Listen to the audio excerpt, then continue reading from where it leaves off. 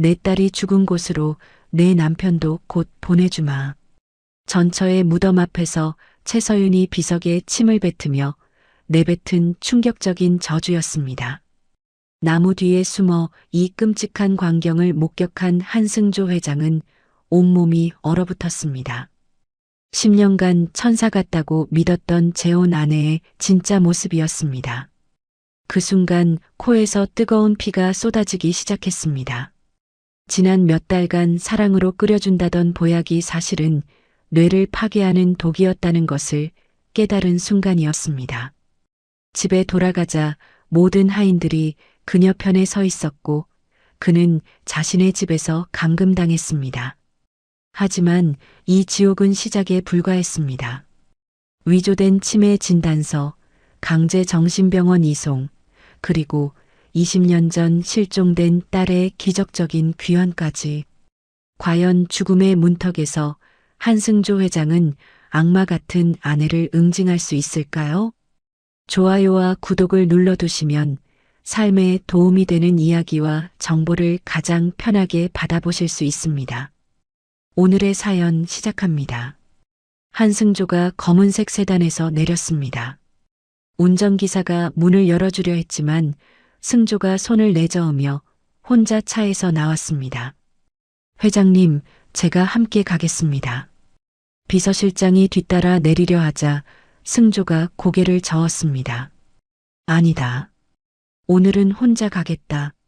하지만 괜찮다고 했다. 승조의 목소리에는 단호함이 담겨 있었습니다. 비서실장은 더 이상 말하지 못하고 차 안에 그대로 앉아 있었습니다. 승조가 묘지 입구를 향해 걸어갔습니다.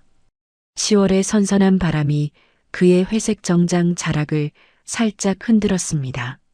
손에는 아내가 좋아했던 하얀 국화 한 다발을 들고 있었습니다. 사랑아, 벌써 10년이 지났구나. 승조가 혼자 중얼거렸습니다.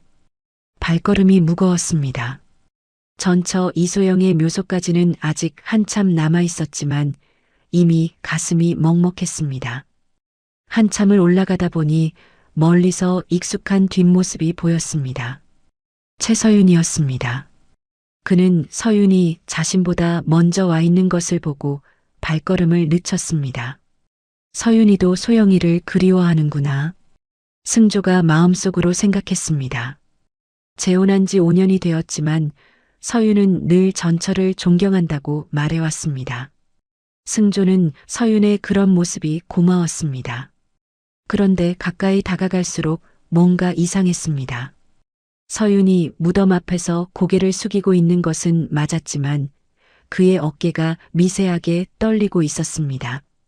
승조가 큰 소나무 뒤에 몸을 숨기며 서윤을 지켜봤습니다. 에이, 더럽다. 갑자기 서윤의 입에서 거친 말이 나왔습니다. 승조가 귀를 의심했습니다. 평소 온화하고 다정했던 서윤의 목소리가 아니었습니다. 서윤이 무덤 앞으로 한 걸음 더 다가갔습니다. 그리고는 입에 고인 침을 이소영의 비석을 향해 뱉었습니다. 퇴! 승조의 눈이 커졌습니다. 믿을 수 없는 광경이었습니다. 이제 내 차례야, 이소영. 서윤이 비석을 향해 냉소적으로 웃으며 말했습니다. 내 딸이 죽은 곳으로 내 남편도 곧 보내주마. 10년을 참고 기다렸는데 이제 끝장을 내야지. 승조의 머리가 순간 하얗게 변했습니다. 갑자기 극심한 두통이 밀려왔습니다.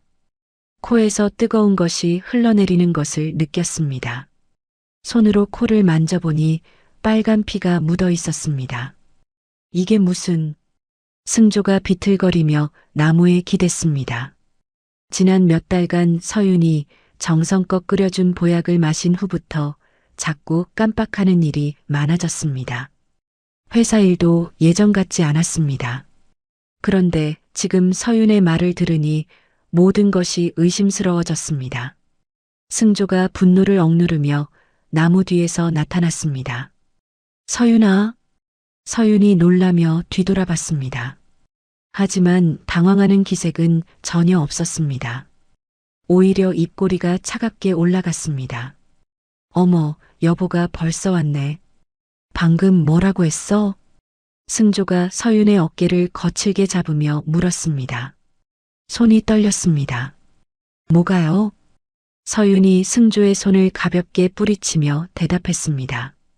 평소와 전혀 다른 차가운 표정이었습니다. 소영이 무덤에 침을 뱉고 시야까지. 아, 그걸 봤군요. 서윤이 아무렇지도 않게 말했습니다. 가면이 벗겨진 순간이었습니다. 10년간 참 잘 속아주셨어요, 여보. 승조가 주먹을 불끈 쥐었습니다. 네가 도대체 뭘 한 거야? 궁금하시면 집에 가서 자세히 말씀드릴게요. 서윤이 승조의 팔을 붙잡으며 억지로 웃었습니다. 하지만 그 웃음은 악마의 미소 같았습니다. 승조와 서윤이 집에 도착했습니다.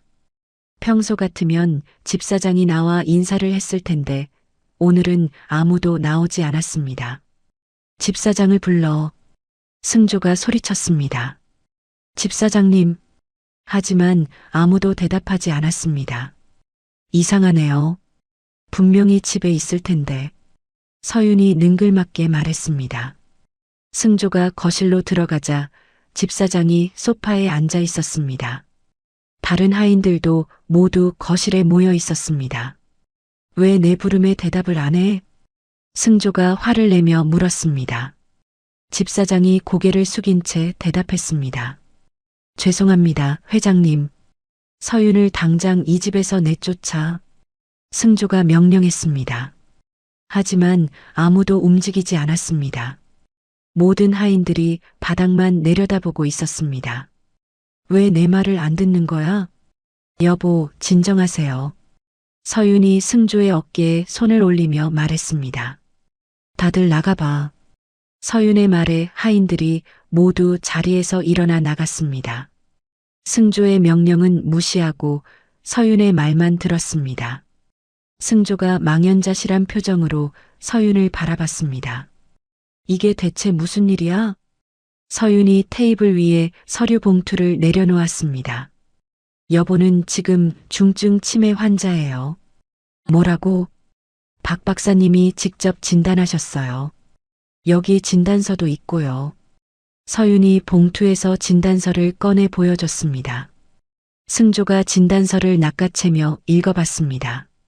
분명히 박 박사의 서명이 찍혀 있었습니다. 이게 무슨... 그리고 이건 여보가 먹어온 약이에요. 서윤이 빨간 알약들을 테이블 위에 쏟아놓았습니다. 승조가 휴대폰을 꺼내 비서실장에게 전화를 걸려 했습니다. 하지만 휴대폰에 신호가 잡히지 않았습니다. 통신이 안 되네. 제가 차단기를 켜놨거든요. 서윤이 승조의 휴대폰을 빼앗아 물컵에 빠뜨렸습니다. 승조가 벽에 걸린 전처 이소영의 초상화를 바라봤습니다. 서윤이 승조의 시선을 따라 초상화를 올려다봤습니다. 아, 이것도 치워야겠네요. 서윤이 의자를 끌고 와서 초상화를 떼어냈습니다. 그리고는 바닥에 떨어뜨린 후 구두굽으로 밟았습니다. 그만해. 승조가 소리치며 서윤을 밀쳤습니다. 10년간 참 재밌었어요. 당신이 일궈온 그룹을 통째로 가져가기 위해서 말이에요. 서윤이 짓밟힌 초상화를 보며 비웃었습니다. 현관벨이 울렸습니다. 서윤이 문을 열어주자 박 박사가 들어왔습니다. 손에는 의료 가방을 들고 있었습니다. 어서 오세요, 박사님. 환자 상태가 어떻습니까? 박 박사가 승조를 살피는 척하며 가방에서 주사기를 꺼냈습니다. 진정제를 놓아드릴게요. 싫어. 승조가 뒤로 물러섰지만 이미 늦었습니다. 밖에서 건장한 남자 둘이 들어와 승조의 팔을 붙잡았습니다. 박 박사가 승조의 팔에 주사를 놓았습니다. 승조의 시야가 점점 흐려졌습니다. 경영권 포기각서에 도장을 찍으세요. 서윤이 승조 앞에 서류를 내밀었습니다. 절대 안 해. 승조가 비틀거리면서도 고개를 저었습니다. 그럼 시야 유골함도 부숴버릴까요? 서윤의 말에 승조의 얼굴이 하얗게 변했습니다. 시아가 어떻게 됐어? 궁금하시면 서명부터 하세요. 승조가 마지막 힘을 내어 서윤의 팔을 물어뜯었습니다. 아! 서윤이 비명을 지르며 승조를 밀어냈습니다. 남자들이 승조를 바닥에 눕혔습니다. 약 기운이 퍼지면서 승조의 의식이 점점 멀어져 갔습니다. 서재에 가도 서윤의 지시에 따라 남자들이 승조를 서재로 끌고 갔습니다. 그리고 창문에 미리 준비해둔 철창을 설치했습니다. 승조가 어둠 속에서 두통약이라고 믿고 먹었던 빨간 알약들을 떠올렸습니다. 모든 것이 서윤의 계획이었습니다. 분노가 온몸을 타고 올라왔지만 몸을 제대로 가눌 수 없었습니다. 승조가 차가운 바닥에 주저앉아 서재 구석의 비밀 금고를 열었습니다. 전처가 남긴 작은 녹음기가 들어 있었습니다. 떨리는 손으로 녹음기를 켜자 이소영의 목소리가 흘러나왔습니다. 여보, 만약 나에게 무슨 일이 생기면 이 녹음을 꼭 들어봐요. 승조의 눈에서 눈물이 흘러내렸습니다. 다음 날 아침 서재 안은 답답한 공기로 가득했습니다. 승조가 바닥에 쓰러진 채 신음하고 있었습니다. 어젯밤 맞은 주사 때문에 온몸이 무거웠습니다. 서재 문이 열리며 박 박사가 들어왔습니다. 뒤따라 서윤도 나타났습니다. 환자 상태를 봐야겠군요. 박 박사가 의료 가방을 바닥에 내려놓으며 말했습니다. 오늘은 더 센 걸로 놔주세요. 서윤이 차갑게 말했습니다. 싫어. 가까이 오지 마. 승조가 벽에 등을 기대며 몸을 웅크렸습니다. 박 박사가 주사기에 투명한 액체를 채웠습니다. 이걸 맞으시면 한동안 편안하실 거예요. 편안할 리가 있나? 당신들이 뭘 하는지 다 알고 있어. 승조가 소리쳤지만 목소리에 힘이 없었습니다. 박 박사가 승조에게 다가가 주사를 놓았습니다. 승조가 저항했지만 약해진 몸으로는 어쩔 수 없었습니다. 이제 며칠은 조용할 거예요. 박 박사가 서윤에게 말했습니다. 서윤이 만족스러운 표정을 지었습니다. 수고하셨어요. 나중에 약속한 돈 보내드릴게요. 박 박사가 나간 후 서윤이 승조를 내려다봤습니다. 10년 전 소영이 죽었을 때도 이렇게 무력했죠?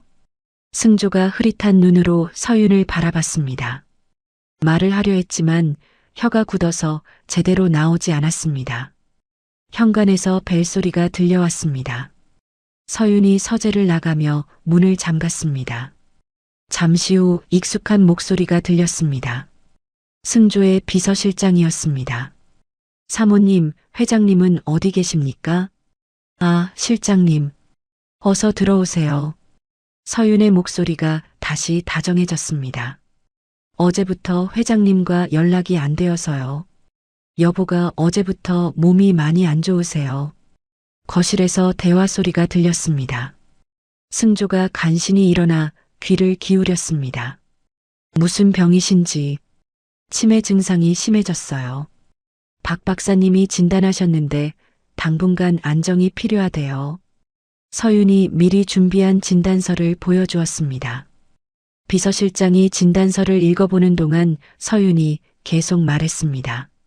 그리고 이건 여보가 직접 쓰신 휴지기예요. 서윤이 또 다른 서류를 내밀었습니다.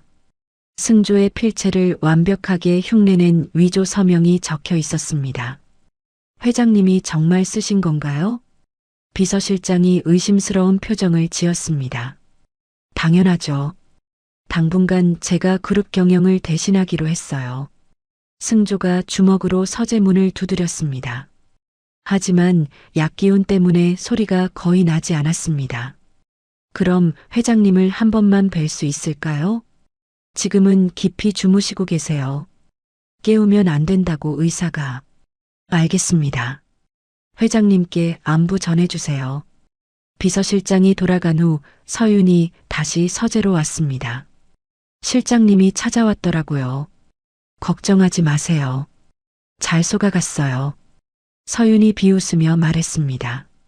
승조의 의식이 점점 몽롱해졌습니다. 하지만 서윤이 개인 금고를 뒤지는 소리는 들렸습니다. 여기 있었구나. 서윤이 승조의 주식 양도 계약서와 비자금 장부를 꺼냈습니다. 이제 진짜 시작이네요. 서윤이 서류들을 들고 나갔습니다. 오후가 되자 마당에서 타는 냄새가 났습니다. 승조가 힘겹게 창문으로 기어가 밖을 내다봤습니다. 서윤이 창고에서 상자들을 꺼내 마당에서 태우고 있었습니다. 그 안에는 딸 시아의 어린 시절 앨범과 장난감들이 들어 있었습니다. 시아야, 미안하다. 승조가 창문을 두드리며 절규했습니다.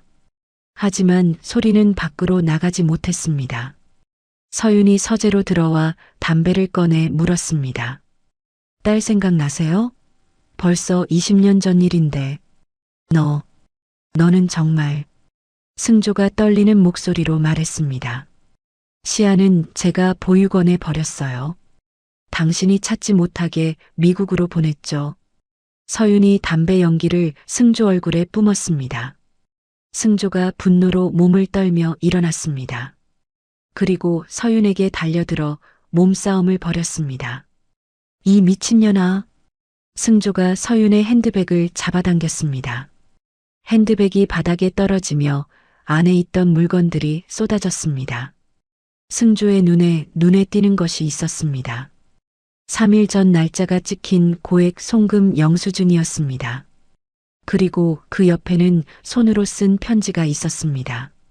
승조가 재빨리 편지를 집어들어 읽었습니다. 10년 전 사모님 시키는 대로 트럭으로 밀어버렸는데 입막음 비용이 밀렸다. 더 안 주면 경찰에 신고한다.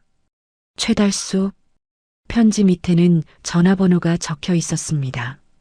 그걸 내려놔. 서윤이 편지를 낚아챘습니다. 하지만 승조는 이미 내용을 다 읽었습니다. 최달수. 트럭으로. 승조의 머릿속에서 모든 것이 연결되었습니다. 10년 전 아내가 당한 교통사고가 사고가 아니었습니다. 이제 알았군요. 서윤이 냉소적으로 웃었습니다. 소영이를 네가 죽였구나. 승조의 목소리가 떨렸습니다. 늦었어요. 이제 당신도 곧 따라갈 텐데. 서윤이 휴대폰을 꺼내 누군가에게 전화했습니다. 계획을 앞당겨. 오늘 밤 당장 이송해. 승조가 바닥에 주저앉았습니다. 코에서 다시 피가 흘렀습니다. 떨리는 손으로 자신의 피에 손가락을 적셔 바닥에 글자를 썼습니다. 최달수.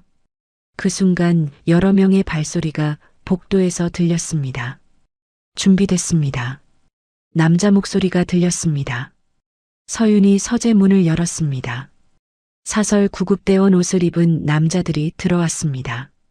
손에는 강박복을 들고 있었습니다. 자, 이제 새로운 집으로 가실 시간이에요. 서윤이 승조를 내려다보며 말했습니다. 남자들이 승조에게 강박복을 입혔습니다. 승조가 저항했지만 약에 취한 몸으로는 역부족이었습니다. 네가 숨기려는 그놈이 내 목을 조르게 될 거다. 승조가 들것에 실리며 서윤을 노려봤습니다. 그리고 의식을 잃었습니다. 서윤이 창밖으로 구급차가 멀어지는 모습을 지켜봤습니다. 이제 모든 것이 자신의 것이었습니다. 고속도로 진입로에서 구급차가 속도를 줄였습니다. 운전사가 앞을 바라보며 당황한 표정을 지었습니다. 이게 뭐야? 검은색 세단 세대가 도로를 가로막고 있었습니다. 구급차가 급브레이크를 밟으며 멈춰섰습니다. 세단에서 사람들이 내렸습니다. 정장을 입은 남자들과 여자 한 명이었습니다. 그중 한 명이 경찰 배지를 들어 보였습니다. 경찰입니다. 차에서 내리세요. 구급대원 복장을 한 남자가 운전석에서 나왔습니다. 무슨 일입니까? 응급환자를 이송 중인데 불법 감금 혐의로 수사 중입니다. 환자를 내려놓으십시오. 경찰이 엄한 목소리로 말했습니다. 이때 여자가 앞으로 나왔습니다. 키가 크고 단정한 인상의 젊은 여성이었습니다. 저는 한시아 변호사입니다. 시아가 서류 봉투를 꺼내 보여줬습니다. 법원에서 발급받은 불법 이송 중지 명령서와 임시 후견인 지정 결정문입니다. 구급대원이 당황하며 뒤로 물러섰습니다. 이건 합법적인 이송입니다. 환자 보호자의 동의 없는 강제 이송은 불법입니다. 시아가 단호하게 말했습니다. 경찰들이 구급차 문을 열었습니다. 안에는 강박복을 입고 들것에 묶인 승조가 있었습니다. 의식을 잃은 상태였지만 숨은 쉬고 있었습니다. 시아가 구급차 안으로 올라가 승조 옆에 무릎을 꿇었습니다. 아버지, 시아가 떨리는 목소리로 말했습니다. 승조의 눈꺼풀이 천천히 열렸습니다. 초점 없는 눈동자가 시아의 얼굴을 바라봤습니다. 누구야? 승조가 힘없이 중얼거렸습니다.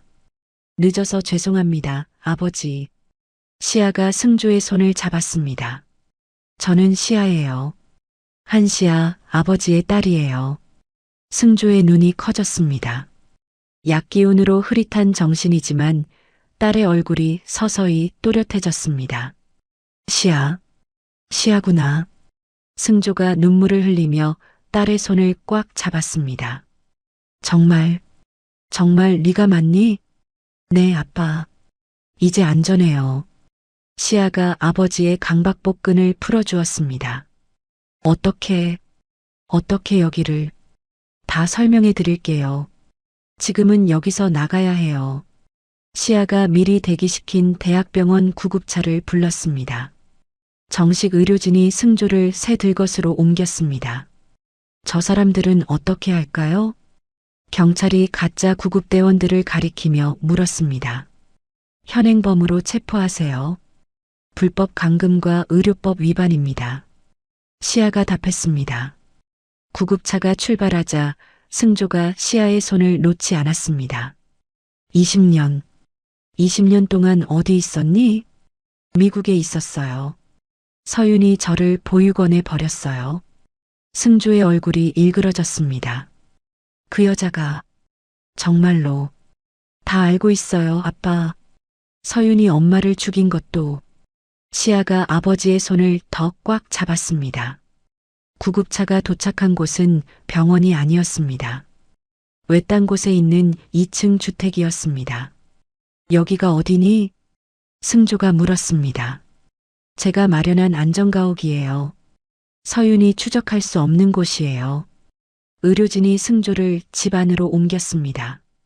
거실에는 이미 의료 장비들이 준비되어 있었습니다.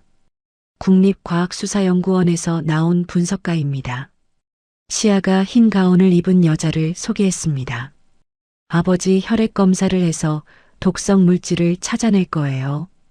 분석가가 승조의 팔에서 피를 뽑았습니다. 그리고 휴대용 분석기로 즉석에서 검사를 시작했습니다. 결과가 나왔습니다. 30분 후 분석가가 보고서를 내밀었습니다. 혈액에서 뇌혈관 손상을 일으키는 독성 화학물질이 검출되었습니다. 승조가 주먹을 쥐었습니다. 서윤이 정말로 나를 독살하려 했구나. 이제 증거가 있어요. 시아가 아버지에게 말했습니다. 하지만 시아야, 네가 어떻게 이런 걸 다 준비했니? 20년 전 보육원에서 나간 후 양부모님을 만났어요. 시아가 의자에 앉으며 이야기를 시작했습니다. 미국에서 변호사가 되어 국제 인권 사건을 다뤘어요. 그러다가 우연히 한국의 기업 비리 사건을 맡게 되었는데 그게 태상그룹이었어요. 승조가 놀란 표정으로 딸을 바라봤습니다. 그때 서윤의 자금 세탁 의혹을 조사하면서 아버지가 제 친아버지라는 걸 알게 되었어요. 그럼 벌써부터 알고 있었단 말이니? 2년 전부터요. 그때부터 서윤의 범죄 증거를 모으기 시작했어요. 시아가 노트북을 켜서 파일들을 보여줬습니다. 서윤이 트럭 운전사 최달수에게 보낸 돈거래 내역이에요. 화면에 은행 거래 내역이 나타났습니다. 10년 전부터 최근까지 정기적으로 송금한 기록이 있었습니다. 그리고 이건 최달수가 서윤을 협박한 통화 녹음 파일이에요. 시아가 재생 버튼을 눌렀습니다. 사모님, 약속한 돈 안 주시면 경찰서 갑니다. 최달수의 목소리가 들렸습니다. 알았어, 알았어. 조금만 더 기다려. 서윤의 목소리도 녹음되어 있었습니다. 승조가 주먹을 탁자에 내리쳤습니다. 이 정도면 서윤을 감옥에 보낼 수 있어? 충분해요. 하지만 문제가 있어요. 시아의 표정이 어두워졌습니다. 서윤이 언론에 거짓 보도를 내보냈어요. 시아가 뉴스를 틀었습니다. 한승조 회장의 가짜 딸로 추정되는 여성이 회장을 납치했다는 주장이 제기되었습니다. 뉴스 앵커가 말하고 있었습니다. 또한 검찰에서는 한승조 회장과 한시아 변호사에 대한 체포영장을 신청했다고 밝혔습니다. 승조가 한숨을 쉬었습니다. 서윤의 손이 검찰까지 뻗쳤구나. 괜찮아요, 아빠. 제가 준비한 게 더 있어요.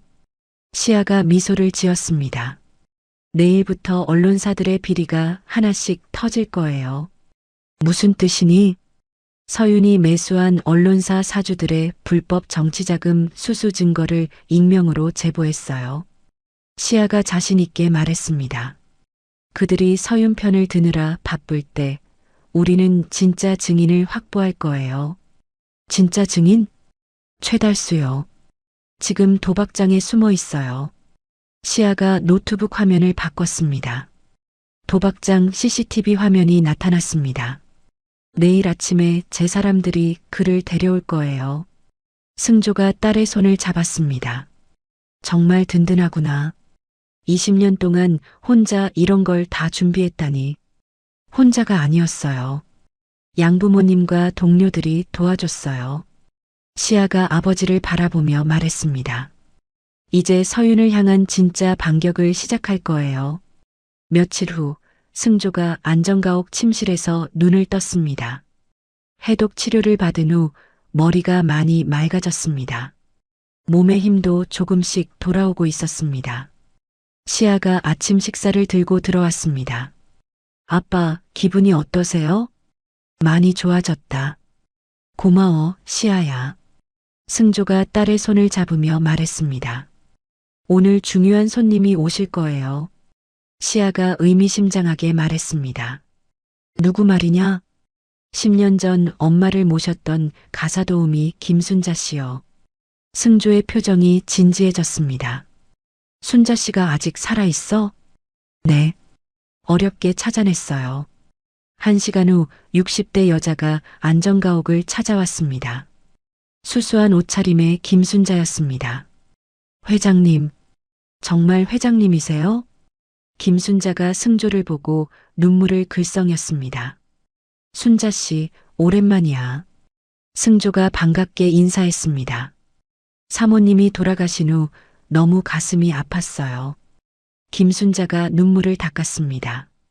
시아가 녹음기를 테이블 위에 놓았습니다. 순자 씨, 당시 상황을 자세히 말씀해 주세요. 사모님이 돌아가시기 며칠 전이었어요. 김순자가 기억을 떠올리며 말하기 시작했습니다. 서윤 씨가 누군가와 전화 통화를 하는 걸 우연히 들었어요. 어떤 내용이었어요? 시아가 조심스럽게 물었습니다. 차 브레이크를 건드리라고 하더라고요. 그리고 5억을 주겠다고 했어요. 승조의 주먹이 떨렸습니다. 정말 확실해요? 네. 너무 무서워서 지금까지 말 못했어요. 김순자가 고개를 숙였습니다. 서윤 씨가 저를 보고는 깜짝 놀라더니 다음날 바로 해고시켰어요. 시아가 녹음기를 끄고 김순자에게 말했습니다. 이 증언이 아버지를 살릴 수 있어요. 그럼 기꺼이 법정에 서겠어요. 김순자가 단호하게 말했습니다. 김순자가 떠난 후 시아가 노트북을 켰습니다. 아빠, 이제 주주총회를 열어야 해요. 주주총회를? 서윤을 이사해서 해임시키고 아버지의 경영권을 되찾는 거예요. 시아가 화상회의 프로그램을 실행했습니다. 화면에 여러 사람들이 나타났습니다. 이분들은 아버지를 지지하는 이사들이에요. 승조 회장님, 정말 무사하신가요? 화면 속 한 명이 걱정스럽게 물었습니다. 걱정 끼쳐서 미안해요. 승조가 카메라를 보며 말했습니다. 서윤의 거짓말에 속지 마세요. 전 멀쩡합니다. 회장님이 무사하시니 다행입니다. 임시 주주총회를 소집해 주세요. 승조가 부탁했습니다. 알겠습니다. 3일 후로 준비하겠습니다. 화상회의가 끝난 후 시아가 말했습니다. 이제 최달수를 데려올 차례예요. 시아가 휴대폰으로 누군가에게 전화했습니다. 어떻게 됐어요? 네, 확보했습니다. 전화기 너머로 남자 목소리가 들렸습니다. 지금 이쪽으로 오고 있습니다. 1시간 후 검은 승합차가 안전가옥에 도착했습니다. 사설 탐정들이 50대 남자를 데리고 나왔습니다. 놔줘. 놔주라고. 최달수가 소리치며 저항했습니다. 탐정들이 그를 거실로 데려왔습니다. 최달수가 승조를 보자 얼굴이 하얗게 변했습니다. 회장님, 최달수 맞지? 승조가 차가운 눈으로 그를 바라봤습니다. 저는 아무것도 안 했어요. 최달수가 손사래를 치며 부인했습니다. 시아가 서류를 내밀었습니다. 이건 서윤이 당신에게 보낸 동거래 내역이에요. 최달수가 서류를 보고 당황했습니다. 그리고 이건 당신이 서윤을 협박한 편지 사본이에요. 시아가 또 다른 서류를 보여줬습니다. 어디서 이런 걸? 서윤이 당신을 제거하려 한다는 증거도 있어요. 시아가 휴대폰을 꺼내 메시지를 보여줬습니다. 최달수 처리하라는 서윤의 지시가 적혀 있었습니다. 최달수의 얼굴이 새파랗게 질렸습니다. 저를 죽이려 한다고요? 당신은 이미 용도가 끝났거든요. 시아가 냉정하게 말했습니다. 살고 싶으면 법정에서 진실을 말하세요. 최달수가 바닥에 주저앉았습니다. 제가 다 말할게요. 정말로? 승조가 앞으로 나왔습니다. 서윤이 시켰어요. 사모님 차를 들이받으라고. 최달수가 떨리는 목소리로 고백했습니다. 5억을 준다고 했어요. 그래서 그만. 승조가 최달수의 멱살을 잡았습니다. 내 아내를 죽인 게 너구나. 죄송합니다. 정말 죄송합니다. 최달수가 눈물을 흘리며 빌었습니다. 시아가 아버지를 말렸습니다. 아빠, 진정하세요. 이제 증거가 있어요. 승조가 최달수를 놓았습니다. 법정에서 똑똑히 말해. 안 그러면 정말 죽는다. 네, 다 말하겠어요. 최달수가 고개를 끄덕였습니다. 그날 밤 승조와 시아는 바닷가 별장으로 이동했습니다. 전처 이소영이 좋아하던 곳이었습니다. 엄마가 여기를 좋아하셨어요? 시아가 파도 소리를 들으며 물었습니다. 응, 우리가 신혼 때 자주 왔던 곳이야.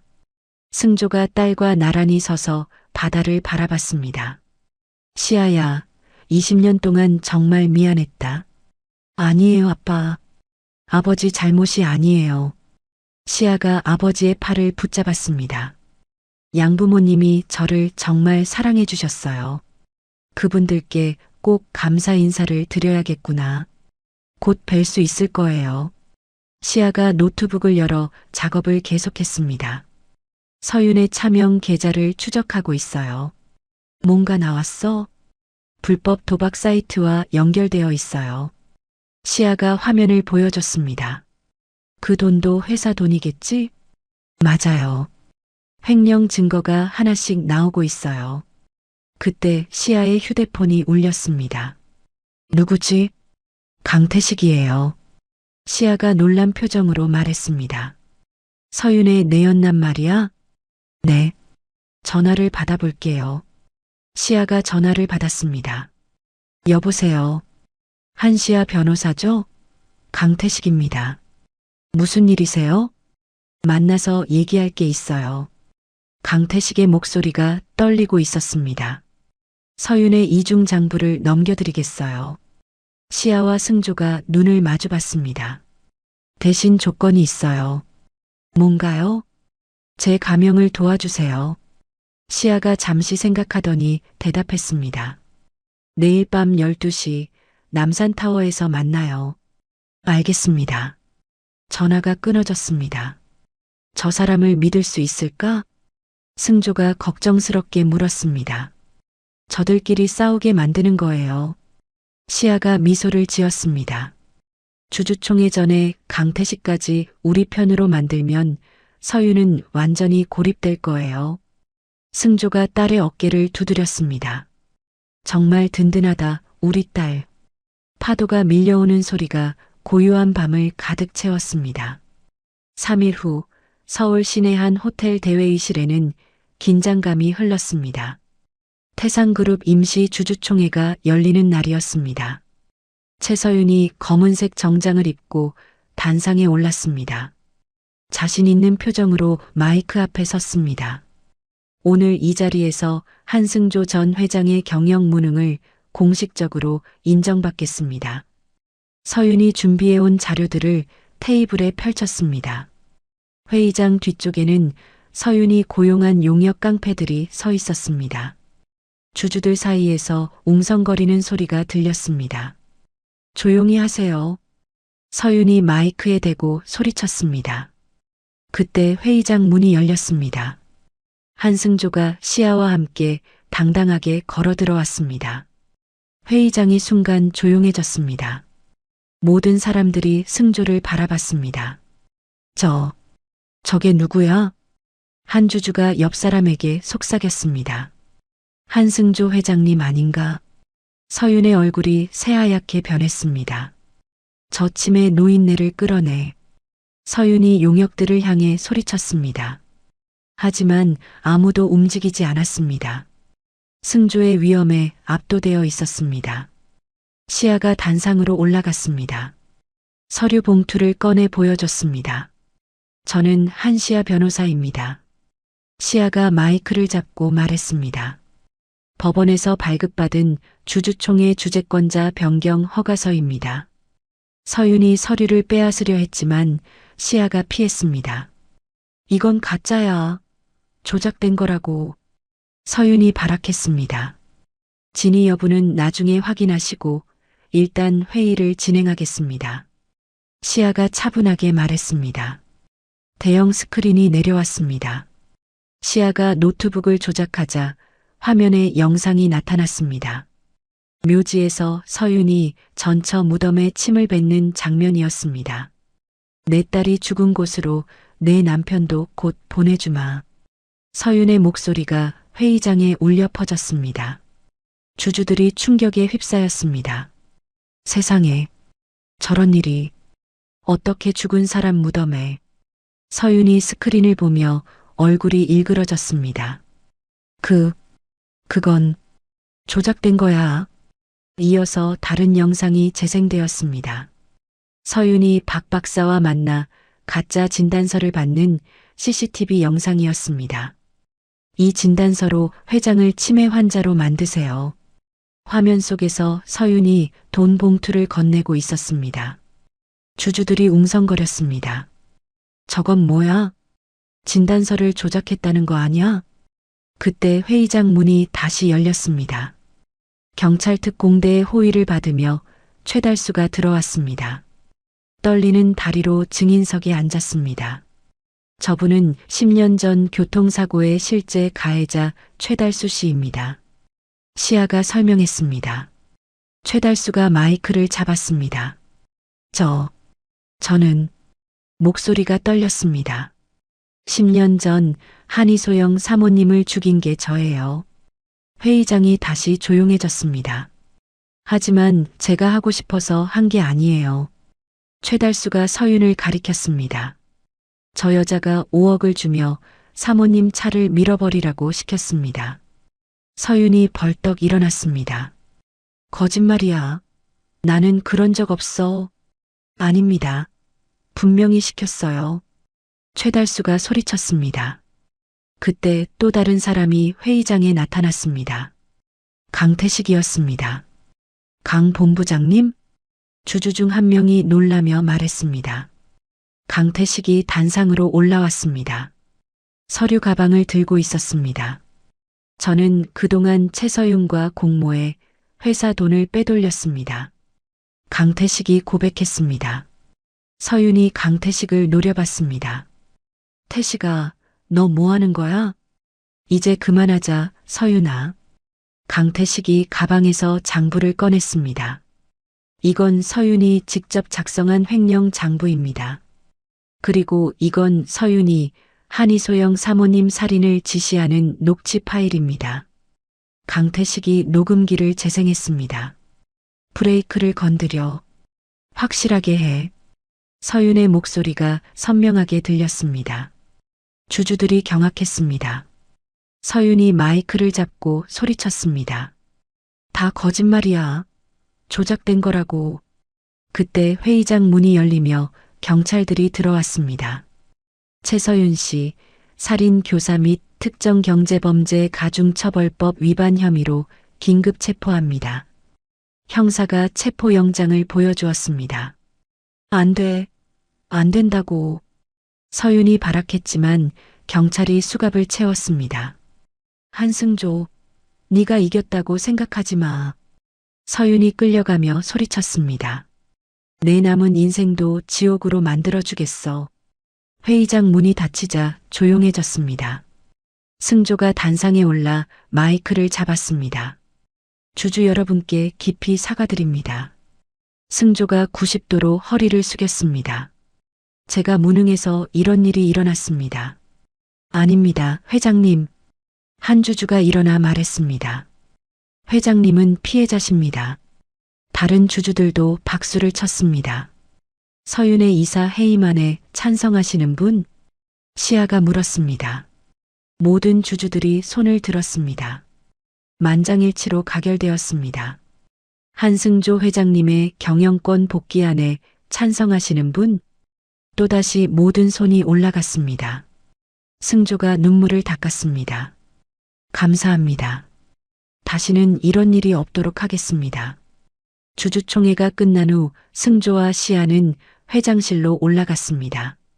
벽에는 전처 이소영의 사진이 다시 걸려 있었습니다. 여보, 이제 다 끝났어. 승조가 사진을 어루만지며 말했습니다. 시아가 아버지의 어깨에 손을 올렸습니다. 엄마도 기뻐하실 거예요. 정말 고마워, 시아야. 승조가 딸을 안아주었습니다. 창밖으로는 석양이 지고 있었습니다. 긴 악몽이 끝나고 새로운 시작이 기다리고 있었습니다. 주주총회가 끝난 그날 밤 승조는 오랜만에 자택에서 편안한 잠자리에 들었습니다. 모든 것이 끝났다는 안도감이 온몸을 감쌌습니다.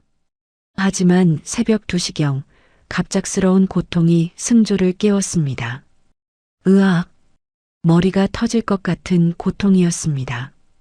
코에서 뜨거운 피가 쏟아져 나왔습니다. 침대에서 굴러떨어진 승조가 바닥에서 몸부림쳤습니다. 아, 아빠. 시아가 급하게 달려와 승조를 부축했습니다. 119에 신고해. 시아가 하인에게 소리쳤습니다. 숨이 안 쉬어져. 승조가 가슴을 움켜잡으며 신음했습니다. 구급차가 도착해 승조를 응급실로 이송했습니다. 시아가 들건 옆에서 아버지의 손을 꽉 잡았습니다. 의사 선생님, 아버지가 어떻게 된 건가요? 응급실에서 시아가 의사에게 물었습니다. 독성 물질의 누적 효과로 인한 급성 뇌부종입니다. 그럼 생명에 지장이 있나요? 지금 당장 수술하지 않으면 위험합니다. 의사가 심각한 표정으로 말했습니다. 생존 확률이 어느 정도인가요? 30% 정도입니다. 시아의 얼굴이 하얗게 변했습니다. 승조가 수술실로 들어가자 시아는 복도에서 기다렸습니다. 손으로 얼굴을 감싸며 눈물을 흘렸습니다. 그때 간호사가 다가왔습니다. 보호자분이세요? 네, 그런데요. 뉴스 보셨어요? 간호사가 휴대폰을 보여줬습니다. 화면에는 긴급 뉴스가 나오고 있었습니다. 최서윤, 구치소에서 탈주. 현재 행방불명. 시아가 휴대폰을 들고 뉴스를 자세히 봤습니다. 구치소 독방에서 자해 소동을 벌인 최서윤이 병원 이송 중 탈주했습니다. 앵커가 말하고 있었습니다. 경찰은 전국에 수배령을 내렸지만 아직 소재를 파악하지 못하고 있습니다. 시아가 급하게 병원 보안실로 향했습니다. 보안 수준을 최고 등급으로 올려주세요. 무슨 일이신가요? 위험한 범죄자가 이 병원을 노릴 수 있어요. 시아가 서윤의 사진을 보여줬습니다. 이 여자가 나타나면 즉시 신고해 주세요. 한편 서윤은 간호사 복장으로 변장하고 병원 후문으로 접근하고 있었습니다. 죽기 전에 길동무로 데려가겠다. 서윤이 중얼거리며 병원 안으로 들어갔습니다. 눈에는 광기가 서려 있었습니다. 서윤이 화장실에서 화재 경보기를 작동시켰습니다. 삐익, 삐익. 병원 전체에 경보음이 울렸습니다. 화재 발생. 모든 환자분들은 대피해 주세요. 안내 방송이 나왔습니다. 환자들과 보호자들이 복도로 뛰쳐나왔습니다. 병원 안은 순식간에 아수라장이 되었습니다. 시아가 수술실 앞에서 혼란을 지켜보고 있었습니다. 갑자기 불안한 예감이 들었습니다. 설마. 시아가 급하게 중환자실로 향했습니다. 수술을 마친 승조가 회복실에 누워 있었습니다. 의식은 아직 돌아오지 않은 상태였습니다. 시아가 회복실 문을 열고 들어서자 익숙한 목소리가 들렸습니다. 오랜만이네, 시아야. 서윤이 승조의 침대 옆에 서 있었습니다. 손에는 메스를 들고 있었습니다. 서윤. 시아가 문 앞에서 멈췄습니다. 한 발짝만 더 오면 내 아비 목을 긋겠다. 서윤이 메스를 승조의 목에 갖다 댔습니다. 진정해, 서윤. 이제 끝났잖아. 시아가 두 손을 들며 천천히 말했습니다. 끝났다고? 내 인생이 망가졌는데? 서윤의 목소리가 떨렸습니다. 20년을 계획했는데 네가 다 망쳐놨어. 아버지는 무죄야. 화낼 이유가 없잖아. 무죄? 그 남자가 날 사랑하지 않았잖아. 서윤이 소리쳤습니다. 10년 동안 헌신했는데도 죽은 여자만 사랑했어. 승조의 심박수 모니터가 불안정하게 요동쳤습니다. 서윤, 그만해. 아버지가 위험해. 그럼 네가 죽어. 네가 죽으면 아비는 살려줄게. 서윤이 창문을 가리켰습니다. 저기서 뛰어내려. 시아가 창문을 바라봤습니다. 10층 높이였습니다. 10초 안에 안 뛰면 이 남자 죽는다. 서윤이 메스로 승조의 목을 살짝 그었습니다. 작은 상처에서 피가 흘렀습니다. 시아가 창문 쪽으로 한 걸음 다가갔습니다. 시아야, 안 돼. 승조가 희미하게 중얼거렸습니다.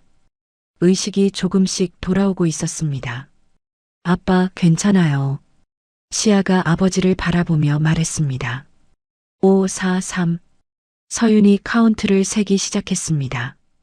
그 순간 시아가 회복실 구석에 소화기를 집어들었습니다. 2.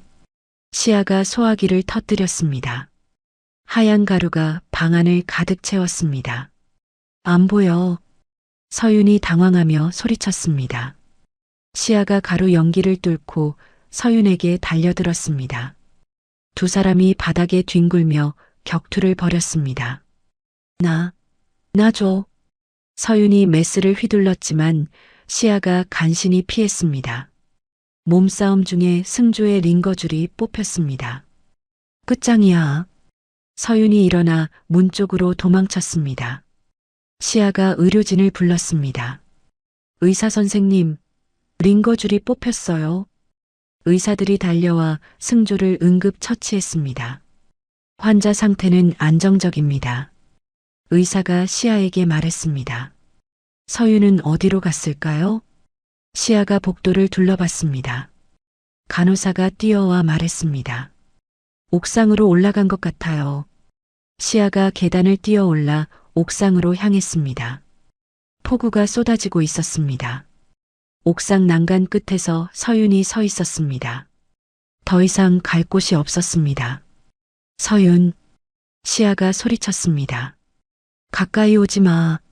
서윤이 메스를 들고 위협했습니다. 그때 옥상 문이 부서지며 경찰 특공대가 나타났습니다. 무기를 버리고 항복하세요. 경찰이 확성기로 외쳤습니다.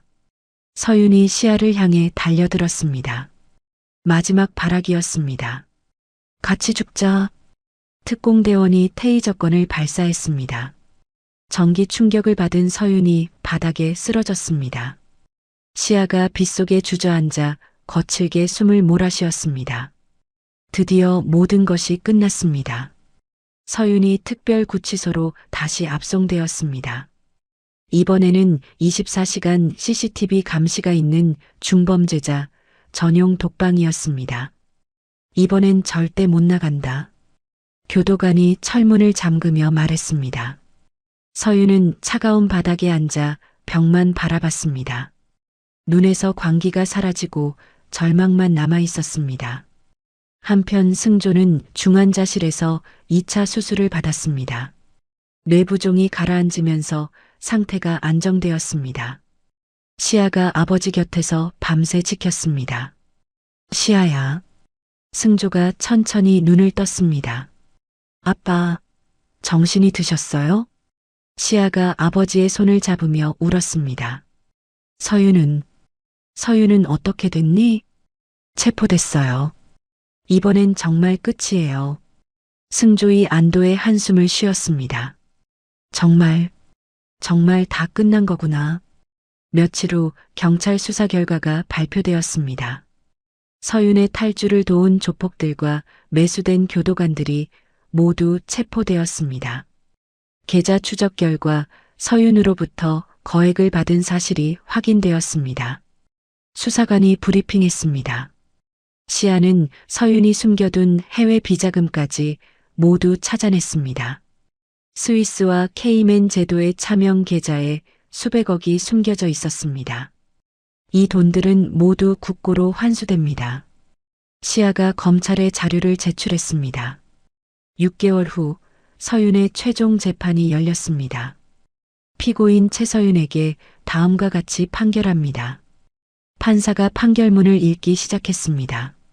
살인 교사, 특정 경제범죄 가중처벌법 위반, 감금, 탈주, 살인 미수. 죄목이 계속 이어졌습니다. 이에 피고인을 무기징역에 처합니다.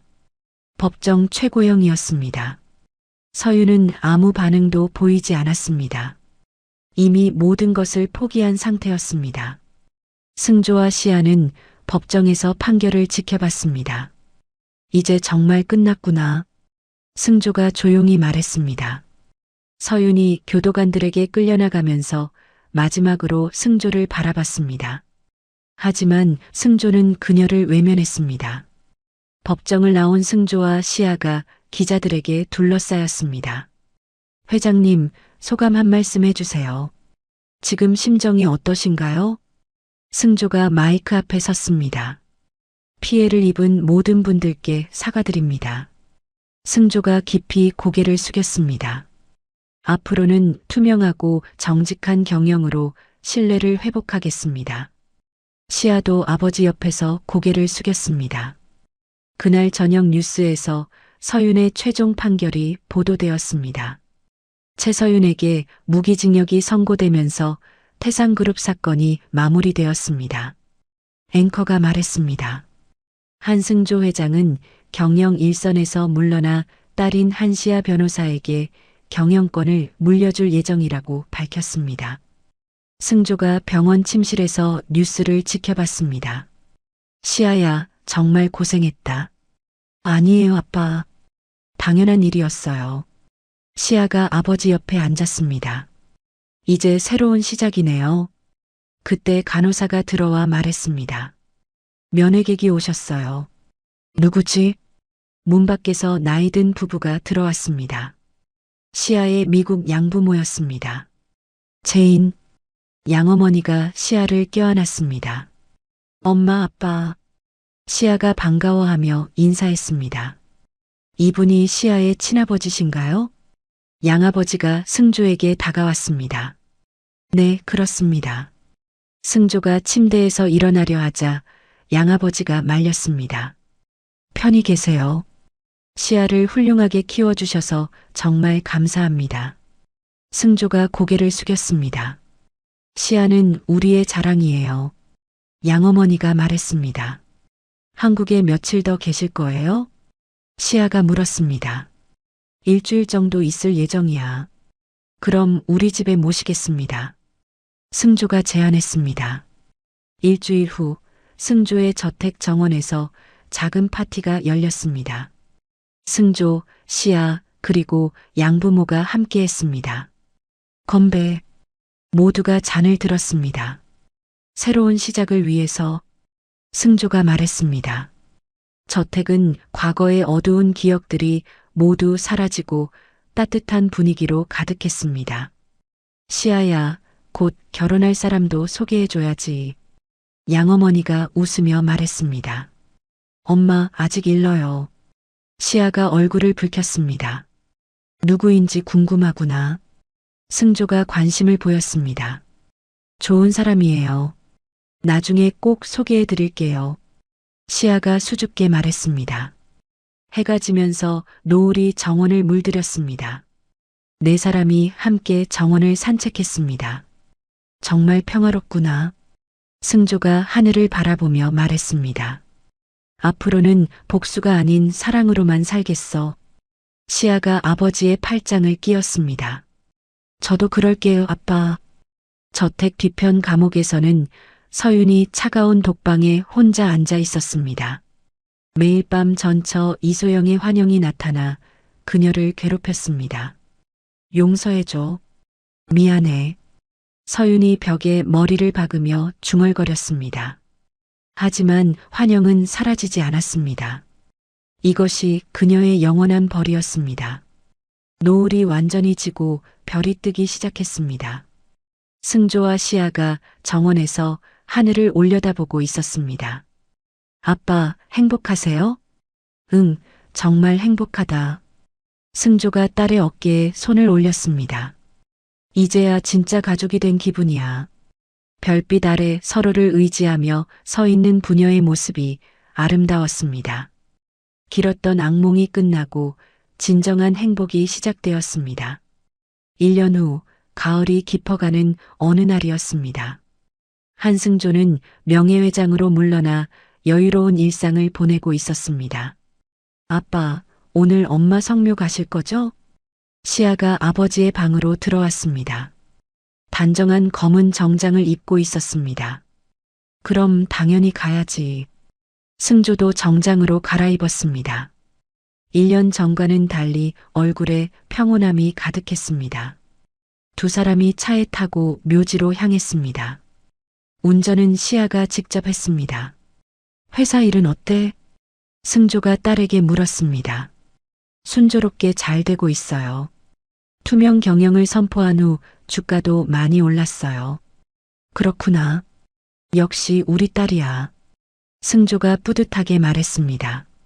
묘지에 도착하자 깨끗하게 관리된 이소영의 묘소가 보였습니다. 1년 전 서윤이 더럽혔던 흔적은 전혀 찾아볼 수 없었습니다. 비석 앞에는 하얀 국화가 만발해 있었습니다. 여보, 우리 시아가 돌아왔소. 승조가 비석에 국화를 올리며 말했습니다.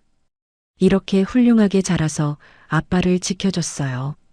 시아도 무릎을 꿇고 어머니께 인사했습니다. 엄마, 이제 편히 쉬세요. 시아가 변호사 배지를 무덤 앞에 올려놓았습니다. 엄마가 자랑스러워할 딸이 되었어요. 바람이 불어와 국화꽃잎들이 하늘로 날아갔습니다. 마치 이소영이 대답하는 것 같았습니다. 묘소에서 내려오는 길에 승조가 말했습니다. 시아야, 한승조재단 운영은 어떻게 되고 있어? 치매 노인분들과 실종 아동 가족 지원 사업이 잘 진행되고 있어요. 시아가 보고했습니다. 이번 달에만 10명의 실종 아동을 찾았어요. 정말 다행이구나. 승조의 얼굴에 미소가 번졌습니다. 저택에 도착하자 놀라운 광경이 기다리고 있었습니다. 정원에 큰 천막이 설치되어 있었습니다. 이게 뭐야? 승조가 당황해서 물었습니다. 깜짝 파티예요. 시아가 웃으며 말했습니다. 천막 안에서 사람들이 나왔습니다. 미국 양부모와 회사 임직원들, 그리고 낯선 젊은 남자도 있었습니다. 축하합니다, 회장님. 모든 사람들이 박수를 쳤습니다. 뭘 축하한다는 거야? 승조가 어리둥절해 했습니다.